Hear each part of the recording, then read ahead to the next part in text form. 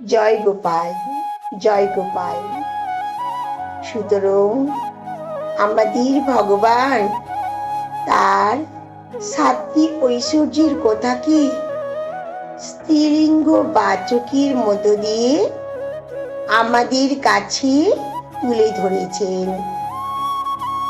যে কীর্তি, শ্রী, বাণী, স্মৃতি, মেধা, ধৃতি ও ক্ষমা,